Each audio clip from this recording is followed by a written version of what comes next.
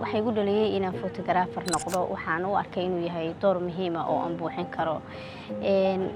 doorka ka soo waxaan dareemay inaan noqon karo photographer mihnadeedana aan leeyahay iyo hal abuurkeeda sida aan ku noqday waxay ahayd si magaranaysaa mucjisadeeda la sababtoo ah markaan arkay markii ugu horeysay inaan sawir qaadi karo waxaan go'aansaday inaan sawir qaadan noqdo waliba aan noqdo sawir qaade soo bandhiga bilicda dhulkiisa oo aanan noqonin sawir qaade dadka sawira kaliya targetkana waxaan saaraa mar walba oo imika halkan oo joogo aan u imid inaan dhulka sawiro waliba dhulka anagu aan leenahay oo Soomaali ay leedahay inaan sawiro quruxdiisa iyo bilicda uu leeyahayna dunida kale aan tuso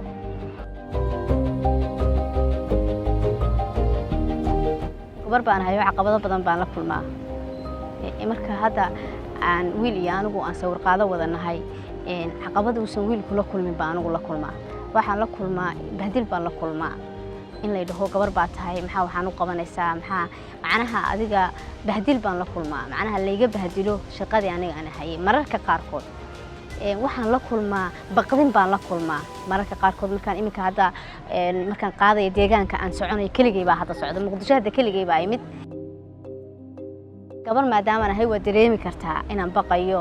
meeshan doona aan socon kara haddana kamarada markaan wato iyada laftirkeeda cabsi kala ah dhulka aan ku noolnahay waa Soomaaliya safetigiisu waa 100% ma aha anaga gabar baan ahay marka baqdinta ugu badan oo shaqada aan hayo iiga imanaysa waxa weeyaan amnigayga tusaale hadaan ku soo qaado imika markaan doonayo inaan meel sawiro oo kale aan ciidan ku ogeyn oo kale tusaale sawir baan qaadaya mana ku ogo ciidan waxa laga yaabaa ciidanka iyaguna si kale ay arkaan kadibna ay xabada ku talagalahayn ujeedo kala xambaarsan ay igu dhuftaan baa dhici karta mararka qaarkood wayadana waa caqabad sawirada markaan qaado oo waxaan ku sameeyaa social media baan isticmaalaa meelahaasaan ku baahiyaa qaybtood waa aruuriyaa waxaan ugu talagalay in aan buug ka sameeyo